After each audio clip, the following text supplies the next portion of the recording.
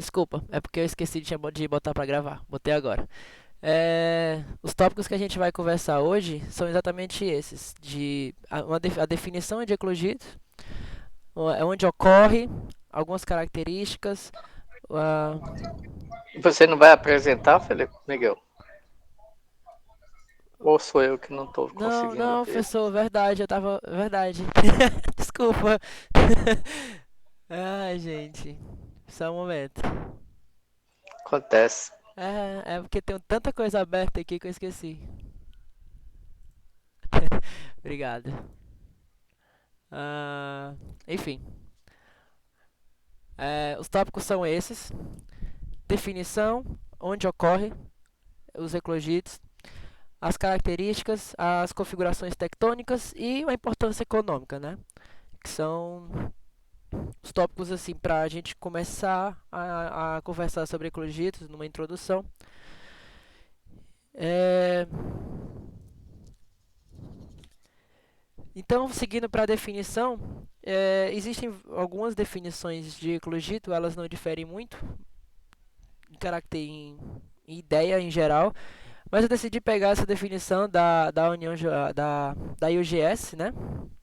Que diz que exatamente que os eclogitos são uma rocha metamórfica sem plagioclásio com um volume acima de 75% de tanto de anfacitos como de granadas, mas nenhum desses dois podem ter um volume acima de 70%. É a soma do volume deles dois que tem que dar acima de 70%. Essa é a definição da IGS para os eclogitos. E existem quatro subfaces classificadas para os eclogitos, que é a faces anfibólios, epidotos, lausoníticos e secos, né? Eu fiz uma tradução livre aqui porque eu só vi dry eclogitos, eu não vi em português, então eu não sei se a tradução é exatamente essa, mas foi uma tradução livre minha aqui dessa, dessa palavra. Mas essas são as quatro subfaces que o autor dividiu em os eclogitos. Cara, colocando no diagrama de fases, nós temos que a fase eclogito ela é uma fase bastante de altíssima pressão, de temperatura moderada a alta também.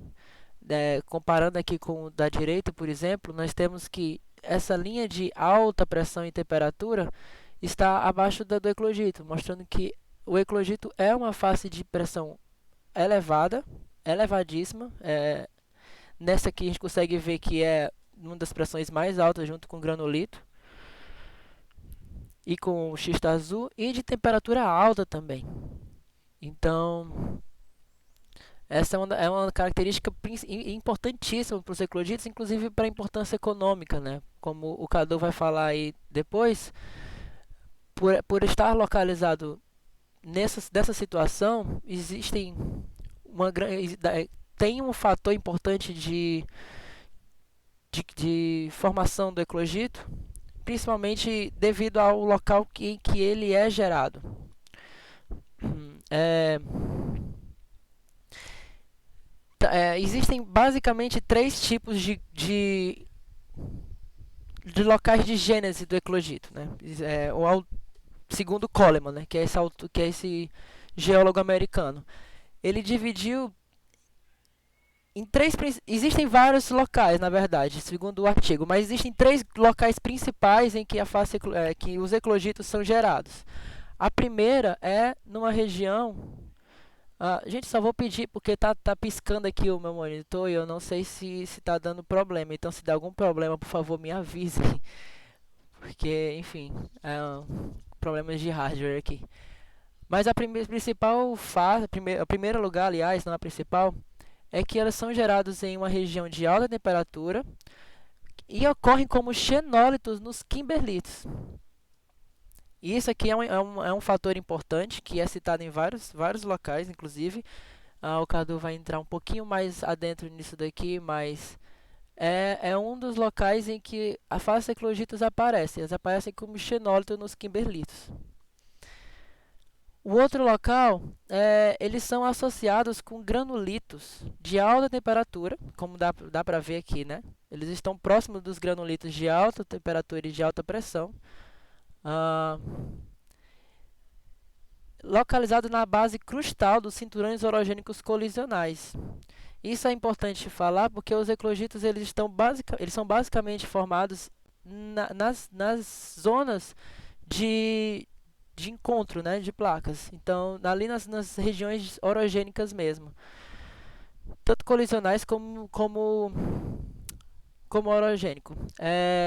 E o principal deles, segundo Coleman, que é exatamente ali nas zonas de subducção, principalmente nas zonas mais profundas das placas, e é onde mais ocorre a formação dos eclogitos. É ali nas partes mais profundas da subducção, segundo Coleman.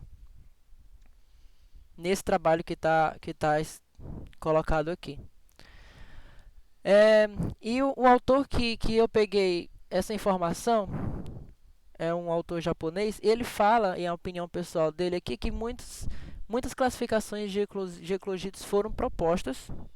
E aqui ele dá alguns exemplos, né, de quais.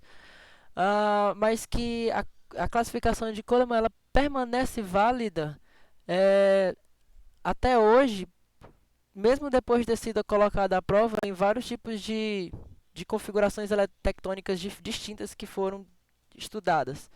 Então é por isso que ele considera bastante essa. Ele classifica como uma classificação muito importante de eclogitos, que é essa de Coleman. Nesse gráfico, a gente consegue ver exatamente esses três grupos do Coleman aqui, né? Que é o primeiro, que é o A, que é exatamente os eclogitos de alta temperatura que ocorrem como xenólitos nos kimberlites. Eles estão nessa região onde o quartzo já aparece na forma de coesita, né? A granada e os diamantes. É isso que o Cadu vai falar. Existem associações com diamantes nessa região. O B é a segunda classificação de Coleman, em que aquele que os granulitos estão associados, desculpa, gente, em que os eclogitos estão associados com os granulitos na base crustal dos cinturões orogênicos, lá na região mais profunda, né? Exatamente como o C, que é a parte de subducção, na parte mais profunda da subducção, é essa região dividida pelo Coleman. E aqui a gente consegue ver exatamente quais são os minerais mais característicos dos eclogitos nessas regiões, né? Aqui, por exemplo, nós temos a granada, o diamante que ocorre aqui nos kimberlitos, o quartzo que é representado pela coesita. Eu vou falar mais um pouquinho sobre isso daqui a pouco, mas já dá para ter uma ideia aqui nesse diagrama. Algumas características dos eclogitos é exatamente que elas ocorrem, como já falei várias vezes, na crosta profunda. Há regiões mantélicas, nas regiões ali orogênicas. É muito visível, foi muito encontrado essa eclogitização através de imagens sísmicas de alta resolução, tanto da placa do Alasca como de Cascadia, naquela região de subducção dessas placas. Através de imagens sísmicas foi possível detectar bastante essa eclogitização. Elas aparecem tanto nessas zonas como em exumações nos fundos oceânicos, mas também tudo relacionado a essas zonas. É uma situação forte dos eclogitos, uma relação forte com as zonas de subducção. E elas também podem ser encontradas, apesar de o autor deixar claro que é mais complicado, é mais raro, mas ele fala que pode ser encontrado em rochas vulcânicas associadas a kimberlitos em regiões ali, nessas regiões, né? Aqui tem algumas demonstrações de eclogitos em várias situações diferentes. Aqui são um eclogito lausonítico, né, bandeado, mostra uma foliação. Ah, aqui um eclogito associado a xisto azul, da região do complexo franciscano. Na imagem C, nós temos uma fotomicrografia do eclogito de baixa temperatura. Opa, alguém querendo entrar? Do eclogito de baixa temperatura. Voltei. Opa. É, ali da Califórnia. Nesse bloco D são as exumações que ele fala, que aparece ali no Complexo Franciscano, né? Aparece bastante ali naquela região dos Estados Unidos. Aqui no E, nessa imagem aqui, nós temos também eclogitos do complexo franciscano, ali na Califórnia. No F, nós temos aqui eclogitos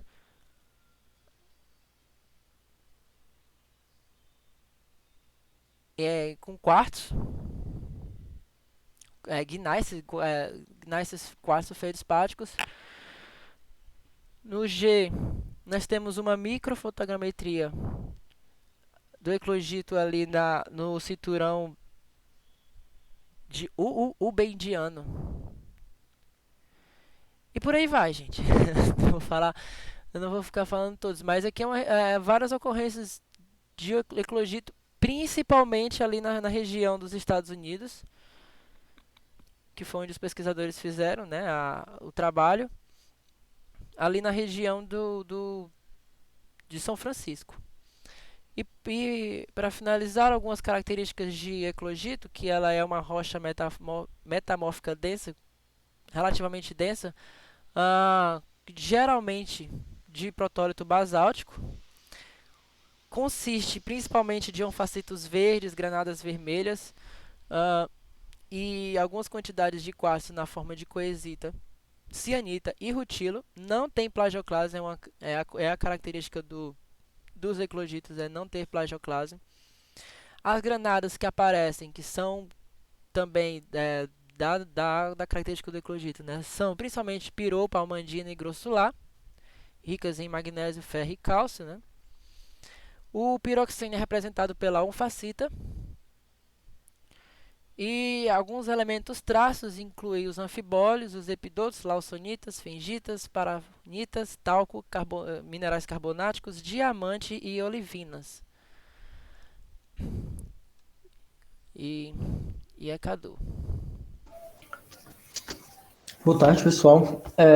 Nessa imagem, vocês podem ver um pouco da distribuição global dos eclogitos.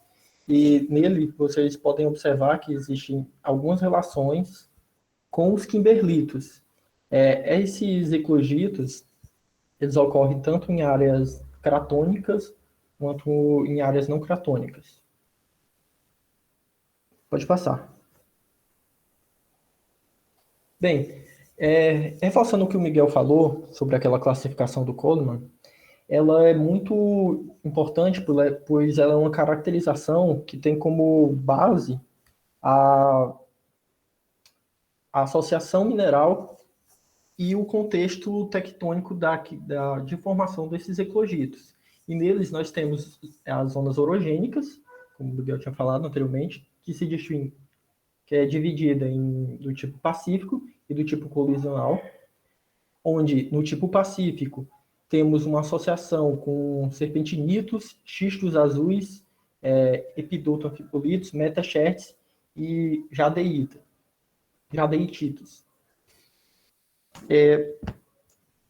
Normalmente, nessas áreas pacíficas, né, do tipo pacífico, é dito que houve uma exumação rápida desses eclogitos, com idades inferiores a 10 milhões de anos, para essa exumação.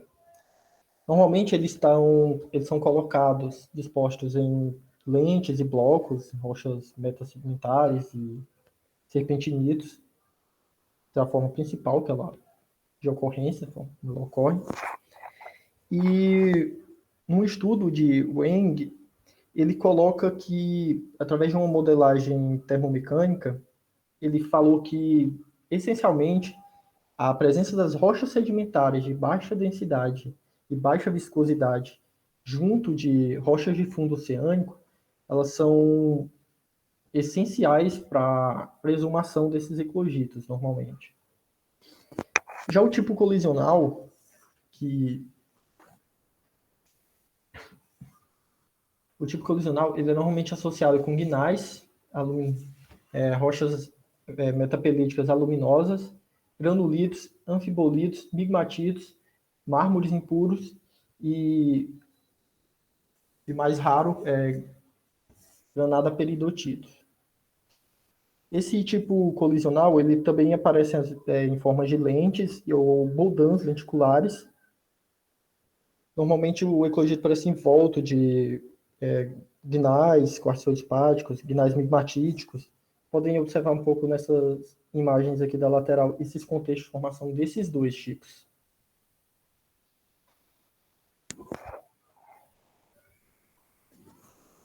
Já outro tipo de ambiente são os eclogitos mantélicos presentes em pipes kimberlíticos. Também alguns têm relações com plumas. Esses eclogitos, eles normalmente aparecem como xenólitos dentro dos kimberlitos, e nele é possível ver algumas associações com os diamantes do kimberlito. E é dito, principalmente, que esses fragmentos, ou esses eclogitos, eles têm uma origem das crochas oceânicas subductadas. Normalmente eles apresentam unidades bem inferiores a 2,5 bilhões de anos. E a relação deles com as plumas mantélicas é que aparecem algumas associações minerais que mostram que eles estavam bastante profundos, esses eclogitos. Uma das associações normalmente nanodiamantes. Ele também está envolvido com outros contextos, mas só que são contextos mais raros, assim. Como o Miguel falou, de vulcânicas, pode estar relacionado também com falhas que geram pseudotaquilitos, no qual elas estão na face dos eclogitos. E também foi encontrado presente em fragmentos extraterrestres, em condritos, foram observados como é que eu posso dizer, fragmentos bem pequenos de eclogitos milimétricos. Pode passar? Bem, os eclogitos, eles são importantes por suas associações minerais presentes, que eles servem para indicar alguns ambientes metamórficos. No caso, uma associação, a presença dos minerais coesita, diamante e helenbergirita são muito importantes, pois eles mostram que você está numa zona de alta pressão, ultra alta pressão. Vocês podem ver no gráficozinho na lateral, vocês podem ver essa transição entre do quartzo para a coesita. E mais acima vocês podem ver esse da grafita com diamante. Sendo que em alguns locais conseguem ocorrer essas duas associações, tipo de diamante e grafita na mesma rocha, que é o caso de um pipe kimberlítico lá da Sibéria, que eu vou falar um pouco na questão do diamante. Passa aí. Bem, a presença desses minerais, devido ao processo de exumação, muitas vezes você não consegue ver, eles não resistem a esse processo do metamorfismo retrógrado. Então, você consegue ver indicações de coesita dentro de alguns minerais que são resistatos naturais, como as granadas, por exemplo, que no caso é o que vocês podem ver nessa imagem, a imagem A, que a granada, vocês podem ver a transição da coesita para o quartzo e essa rachadura dentro do mineral, que é uma característica assim, bem conhecida quando você procura sobre terrenos de ultra alta pressão. Normalmente você encontra a primeira coisa que você vê essa foto, uma foto dessas. Na segunda imagem, vocês podem ver a transição vocês podem ver a associação da helerbergirita com o rutilo dentro de uma granada. A helerbergirita, ela é um mineral de alta pressão, a variante do rutilo. É um rutilo de alta pressão. Pode passar. Bem, importância econômica. Os kimberlitos já são rochas, assim, se dizer, bem, até relativamente complicadas de se encontrar. E aquelas com diamante também são um pouco complicadas. Sendo que essa imagem que vocês podem observar é um dos maiores diamantes em eclogitos encontrados. Eu não me recordo agora o nome do estudo que estudou essa amostra, eu peguei essa foto. Nele ele fez a química, alguns processos para identificação e caracterização desses diamantes. Nesse local de ocorrência, nesse kimberlito, que é o da Naia, na Sibéria, ele consegue apresentar os diamantes dessa forma que vocês podem ver, tipo um aglomerado de diamantes, assim, que é um pouco difícil dessa forma. E a maioria desses eclogitos diamantíferos, normalmente eles têm idades arquianas. E em um outro estudo, o estudo do Liu, em 2009, ele falou um pouco sobre a gênese dos diamantes. Ele colocou como uma gênese por metassomatismo do manto. Ele coloca que, na verdade, não foi um processo de metassomatismo. Foram vários processos que ocorreram, que foram... Não sei se eu posso usar o termo pulso exatamente, mas que foram compondo esse diamante. Foram processos de reabsorção, de crescimento, e acompanhados de deformações plásticas. Isso gera, normalmente, diamantes. Isso é o que ele colocou nesse artigo. Mas só que ainda há certas... Minha palavra... Indagações exatamente sobre esse processo de formação de diamante. Algumas dúvidas. E esses diamantes, é dito também na literatura que eu encontrei, que eles também são formados, né, pela subducção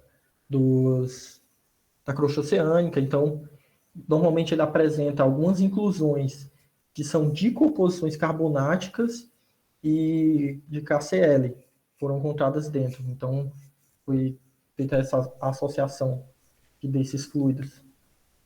Pode passar. Essa foi a bibliografia adotada. O trabalho principalmente foi feito com base nesse segundo autor, o Tsushimori, que o Miguel falou anteriormente, autor japonês. E, bem, a gente quis ser bem focado na classificação dos eclogitos, assim, e abordar um pouco os diferentes ambientes tectônicos. Porque eclogitos, a gente pesquisando, existem muito conteúdo, tipo, sobre associações dele com xistos azuis, várias coisas assim que poderiam ser colocadas, mas no sentido de fazer uma apresentação mais rápida, tentar ser mais amplo, a gente compilou algumas coisas. É isso. Dúvidas, questionamentos?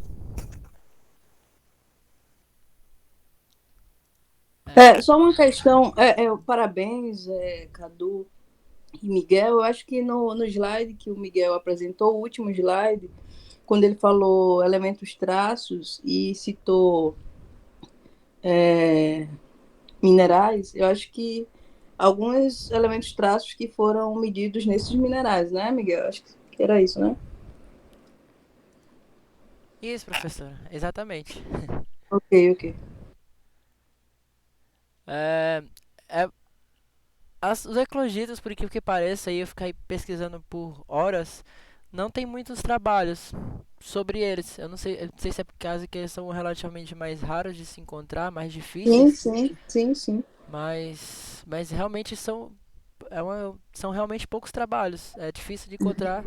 Tem uma discussão muito grande também, né? Se é ou não eclogito, porque o que encontro, na verdade, eu acho que tem um professor Rômulo, lá no Rio Grande do Sul, ele fala que tem umas amostras de eclogitos ali dos Andes, né? Mas, na verdade, o que mais a gente é, é, toma nota, assim, na literatura, são retroeclogitos, e mesmo assim levanta-se muitos questionamentos se realmente são, né? Então tem essa raridade.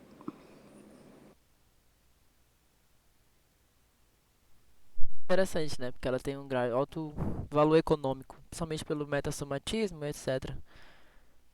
E pelo diamante em si, né? Mas que não é. Enfim. Meninas, boa tarde. Boa tarde, Boa professor. tarde, Lucidene. Professor. Então, quando o Miguel está se referindo aí a elementos traços inclui, ele está se referindo mesmo a minerais traços. Significa dizer que esses minerais eles podem estar presentes em alguns, algumas rochas definidas como eclogitos. Não são minerais traços nesses elementos, são esses minerais mesmos. Então, ele está falando como um todo, ele está falando da mineralogia dos eclogitos.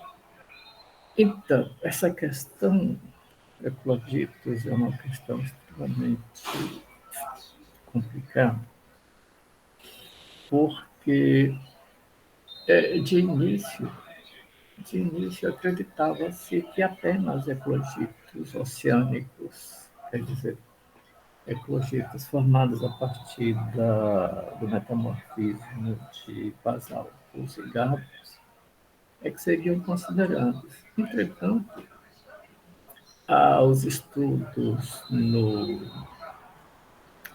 Himalaias mostraram que na China você tem uma quantidade relativamente grande de rochas dufáceas eclogito continentais, formados pelo metamorfismo em alta pressão de rochas continentais. É tanto que, por exemplo, a gente tem a sílica na forma de coesita, quartzo. É tanto que a gente tem fengita, é tanto que a gente tem talco, é tanto que a gente tem. Então, essa paragênese, talco mais cianita, mais fengita, alguns autores consideram como sendo rochas dufáceas, dito xistos brancos. Quando associados com coesita, aí os camaradas jogam no fáscias eclogito. Enfim, na verdade existem eclogitos cristais, quer dizer, derivados do metamorfismo de rochas cristais, por exemplo, na China, nas montanhas Dabi, não sei se a pronúncia é essa, mas e, obviamente, as demais ocorrências de eclogitos, como acho que o Miguel falou, tais como xenólitos em kimberlitos. Quando eles chamavam xenólitos, naquela época, Coleman, quando definiu esse material como xenólito, é que naquele tempo tudo que era estranho era xenólito. Hoje a gente sabe que esses diamantes diamantes. Nós sabemos que esses diamantes inclusos em kimberlitos, na verdade, são materiais restíticos. São materiais da rocha-fonte que gerou o magma kimberlítico, material que não sofreu o processo de fusão, que resistiu ao processo de fusão. Então, alguns desses eclogitos que ocorrem como inclusões em kimberlitos, na verdade, são materiais restíticos. Segundo, é uma questão mais séria ainda quando a gente trabalha as definições de ecologia.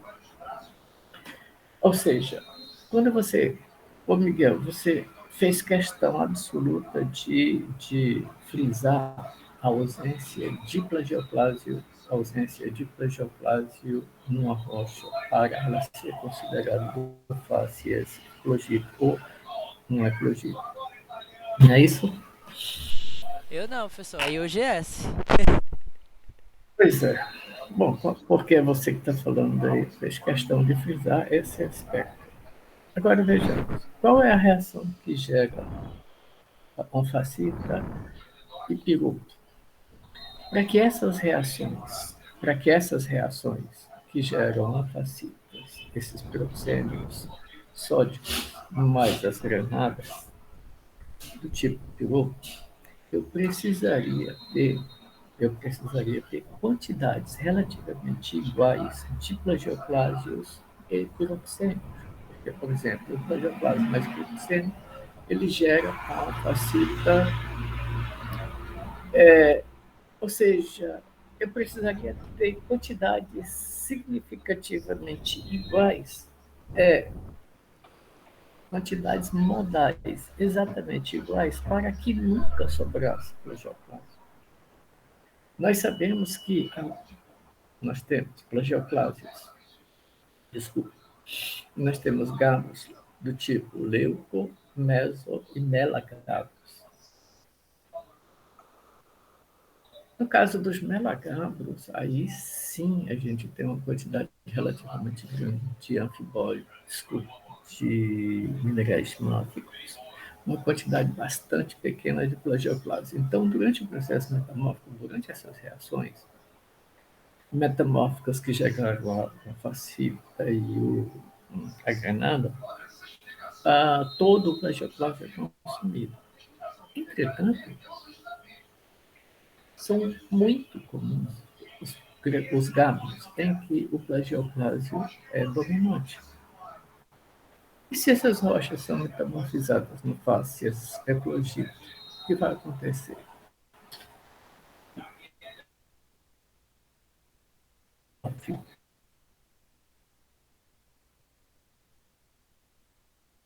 Não sei se para vocês, mas para mim está cortando. Começou a cortar mesmo, professor. Tá vendo aí agora como é que tá? Melhorou. Tá aí? Melhorou? Então tá. Então, assim, a gente, por vezes, nós temos gabros, leucogabros. Leucogabros, a gente sabe, os plagioclásios são dominantes. Você não vai ter mineral máfico suficiente para reagir com o plagioclásio e produzir a facita e a granada. Vai sempre sobrar um plagioclásio. E aí, o que eu faço com ele? O que eu faço com essa rocha? Difícil você trabalhar nesses termos. É difícil você trabalhar nesses termos metamórficos se você não leva em consideração a rocha fonte. Se você tem uma rocha fonte em que os plagioclásios estão percentual bastante baixo, aí, nesse caso, todos os plagioclásios vão ser consumidos. Por conseguinte, você vai ter granada e anfacita de boa, tranquilo, sem o menor problema. O problema é quando você tem o contrário. Quando o Coleman fala nas zonas de subducção, naquela época, lembra que o Kuhlmann ele é um dos representantes máximos da definição de sequências orfeolíticas, né? Sequências orfeolíticas. E nessas sequências orfeolíticas, nós sabemos que o processo é de obdução e não de subdução. A presença de fragmentos de sequências orfeolíticas em ambiente continental, isso é abdução e não subdução. Enfim, quando você diz, não, você primeiro teve a subdução e depois a extrusão do material. Puta, complicado. Por que não somente? Por que não somente a extrusão através de um processo simples de cavalgamento? Simples assim, da crosta oceânica sobre o continente. Um processo estrutural simples, normal em ambiente de compressão. Se você imagina que o Himalaia, você imagina o Himalaia como o ponto mais alto da crosta continental do mundo. Se você chega lá nos Himalaias, aquele ponto mais alto, na verdade, são rochas calcárias contendo fósseis marinhos, com todas as características que evidenciam o material marinho. E que ele está fazendo lá no topo do mundo?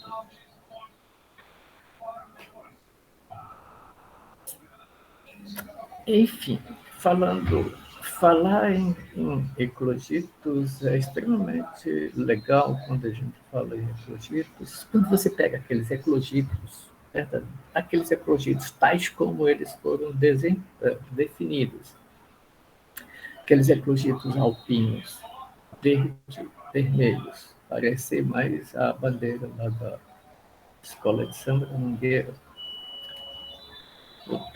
Aí você começa a trabalhar as ideias. O que são os Alpes? Se não, na verdade, uma região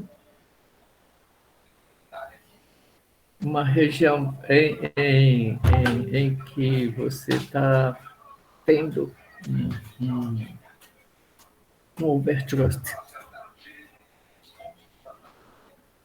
Enfim. Mas passa aí aquela coisa lá. Só mais uma coisa, para a gente não se estender muito. Tem uma literatura bastante significativa, muito significativa, muito grande acerca de eclogitos.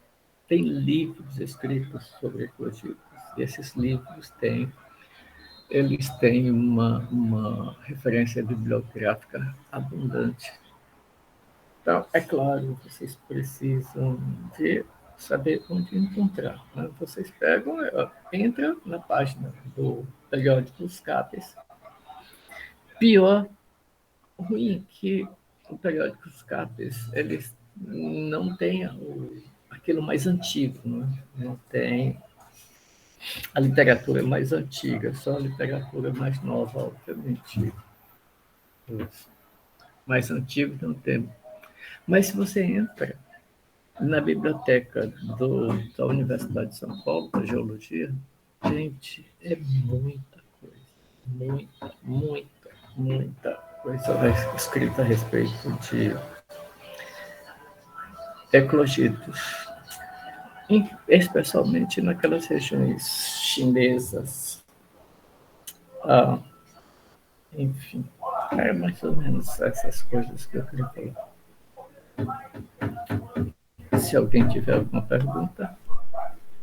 Eu acho que os meninos puderem falar alguma coisa aí com o Afonso, eu gostaria só de fazer umas pequenas observações. Aí, após vocês perguntarem alguma coisa ao Afonso.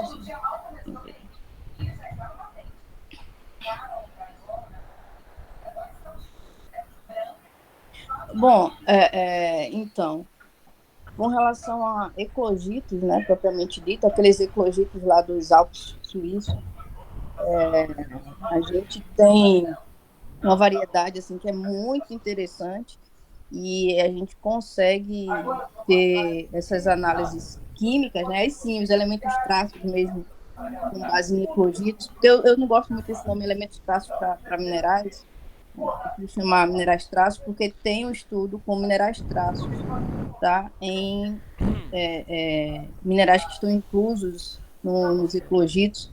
Inclusive, você tem uma mineralogia, né, bem diversa desse eclogito clássico que tem facita, granada.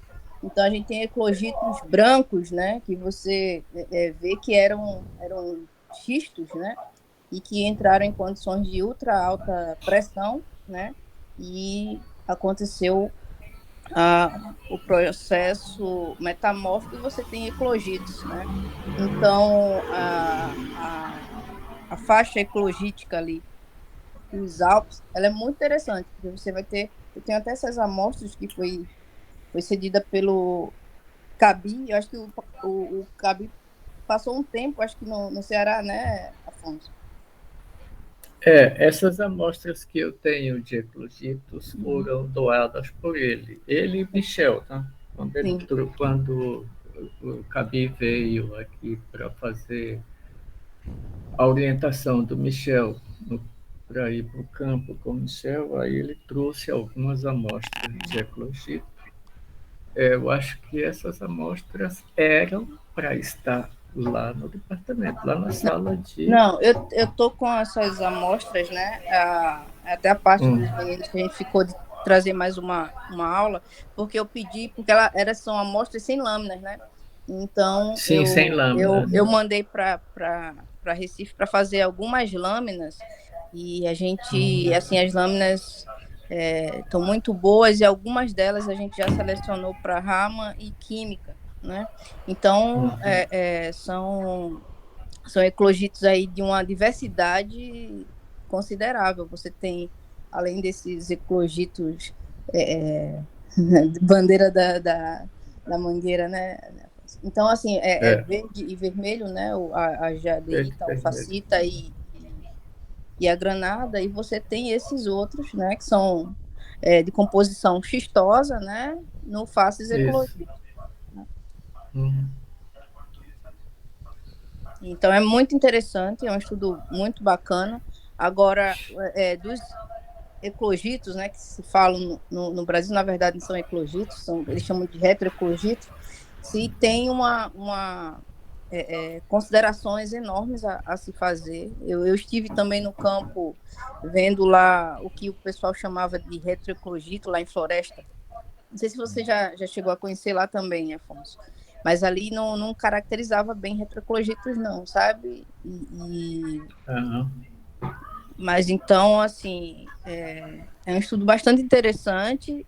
A gente tem agora um artigo, já está na última revisão, na última parte da revisão, a gente recebeu essa semana, já para agora até mais 10 dias, a gente já enviar e muito breve ser publicado, com rochas daquela área lá que se tem na literatura hoje, né, como retroclogitos de forquilha, né? Então a gente tem algumas colocações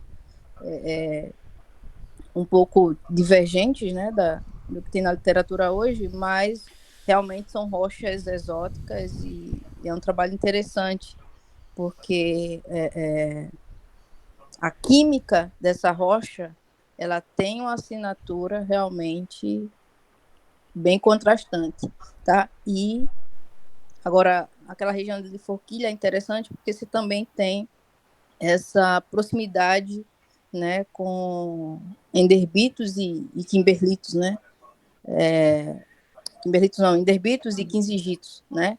Que são granulitos máficos e félsicos, né? Um com uma origem com protólito ígneo e o outro com protólito sedimentar. Então, é realmente uma área bem interessante e quanto mais trabalho na área para levantar esse conhecimento, né? Porque realmente, quando se fala de, olha, será que é retroeclogito mesmo? Então, é interessante fazer uma tentativa de ter melhores diagnósticos, né?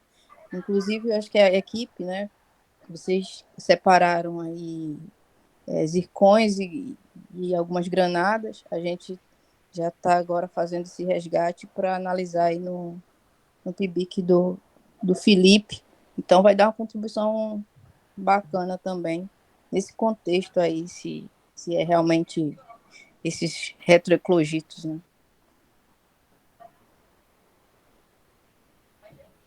Verdade. Verdade. É bastante. Mas muita coisa que a gente achou não bate com a literatura tradicional realmente, tá? Até a química. Eu vejo de forma completamente diferente, na verdade. Eu vejo essas rochas, na verdade, como migmatitos. São rochas que sofreram fusão parcial por descompressão, elas sofreram por fusão parcial com geração de materiais com estruturas simplectíticas de descompressão, processo de fusão parcial sempre gerado por esta descompressão, como a fusão em situ. Né? Essa fusão in situ ela deixa restos significativamente ricos em magnésio e elementos compatíveis com magnésio. Ela deixa uma granada enriquecida na molécula de piroco, porque as moléculas de mais baixa temperatura foram para a fase líquida. Tá? Então, eu não vejo nenhum indício, né, de que aquilo a gente possa chamar de eclogia. Absolutamente nenhum indício. Do ponto de vista estrutural, do ponto de vista textural, estrutural, petrográfico, eu não. Enfim. Afonso, o que você considera com relação a gente pegou lá uns óxidos de alta pressão e a configuração dele ser de alta pressão não foi dado pela química, como a gente faz tradicionalmente. Foi através de mudança da estrutura cristalográfica.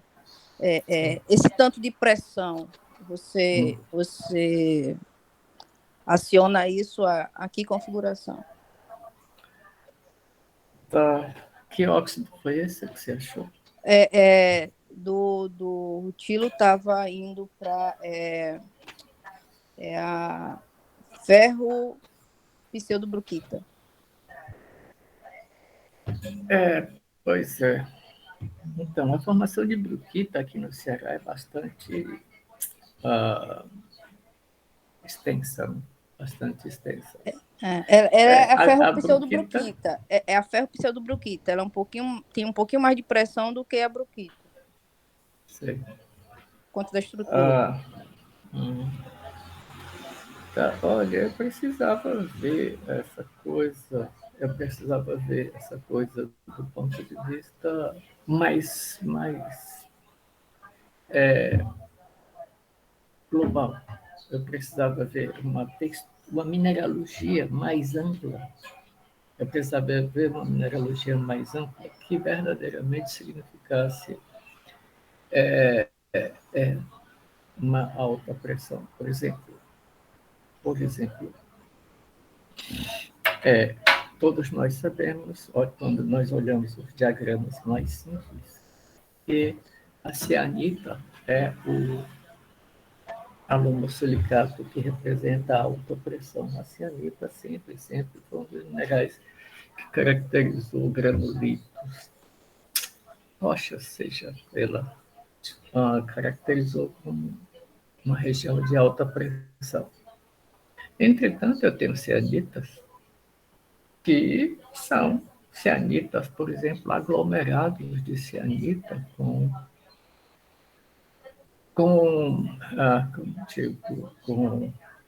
orientações com, aleatoriamente dispersas, mostrando que elas foram formadas num ambiente de descompressão. Por exemplo, isso é facilmente visto nos xistos. Seja... E os estudos hoje, isso avançou muito. Antigamente o pessoal achava a cianita e já colocava para alta pressão, e hoje já está mostrado que, como ela é uma transição muito sensível, facilmente ela pode estar agarrada com a andaluzita, e aí está numa configuração de ambiente de bem mais baixa pressão. Isso até é uma coisa bacana, né? Porque o pessoal achava a cianita, já colocava alta pressão, e não. O pessoal está correndo para outros minerais, porque a cianita realmente, ela... Então, eu, além disso, eu precisava ver se verdadeiramente esses óxidos aos quais você se refere, se eles são típicos de uma alta pressão.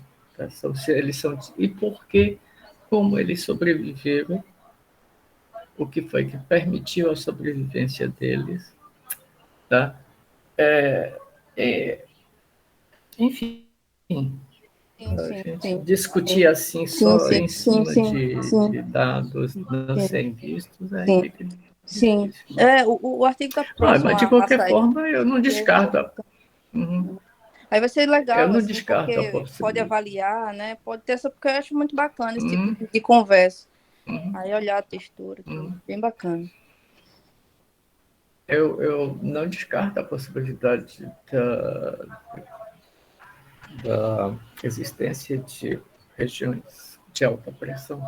Afinal de contas, a gente tem uma tectônica de naves bastante significativa naquela então, região. Afonso, minha curiosidade é justamente essa. Encontrando um elemento forte de alta pressão, qual é a configuração que você tem como ideia? Sim. O que é que você... Então, eu não tenho, eu preciso, para eu tirar uma conclusão, porque eu tenho, na verdade, eu precisaria ter, na verdade, um dado textural, um dado estrutural maior, que configurasse esse ambiente de alta pressão, por exemplo. Por que apenas um óxido?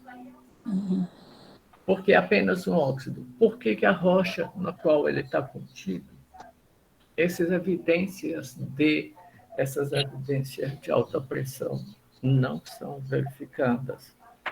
Por que eu só tenho os pseudo-eclogitos, a natureza eclogítica, ou retroeclogito, na verdade? Por que eu só tenho em anfibolitos, em alguns anfibolitos, em alguns nódulos de anfibolito, em que o processo de migmatização está fortemente associado? Enfim, são muitas as perguntas que a gente tem que, enfim, precisaríamos discuti-las para decidir verdadeiramente o quão eclogítico esse material foi. Sem a menor sombra de dúvidas, o estado do Ceará chegou em fáscias eclogíticas por todo o estado, sem a menor sombra de dúvidas. Fáscias, granulito, corrutilo por todo o estado, são extremamente comuns. Assim, a gente anda lá em Independência, a gente sai chutando o rutilo no meio da rua, assim, na estrada. Bruquita, rutilo e bruquita, aliás, o antigo professor de metamórfica do departamento, professor Ferreira, junto com Hilda Lourdes, que era uma moça que trabalhava lá no departamento. Na verdade, ela era petrógrafa lá do NUTEC, mas ela trabalhava aí no departamento. Então, dentro das descrições de rochas metamórficas daquela região, a presença de bruquita como era, assim, mais ou menos comum, quase todas as amostras ela descrevia. Mas, enfim, Fico feliz que você tenha encontrado argumento suficiente forte Isso, para... isso é uma coisa que eu tô tocando. Não posso É, atender agora, não. tá rápido. Então, assim, Vai.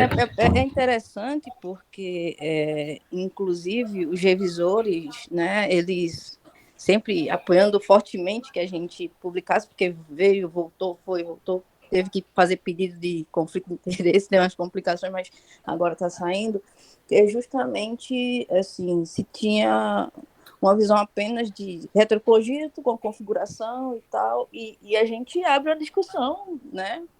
A gente encontra a ferropseudobruquita, leva uma pressão mais elevada, mas que, assim, o que responde é uma ultra alta pressão, mas não tem mais elementos para dizer que é Sei. o retroclogito, né? Mas com elementos assim que a gente tem trabalhado, que é justamente do ponto de vista cristalográfico, né? Já que a química às vezes foge, né? Quando você está trabalhando com rochas que você fala na literatura que é retroeclogita, a geoquímica fica muito bagunçada. Então, e a gente trabalhou em cima de inclusões e exsoluções mínimas, assim, minúsculas, minúsculas. Então, é isso. Ok. Meninos, parabéns pelos trabalhos aí.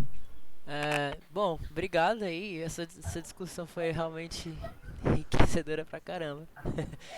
É, então, se ninguém tem mais dúvida, eu agradeço muito a presença de todos. E boa tarde, gente. Obrigado.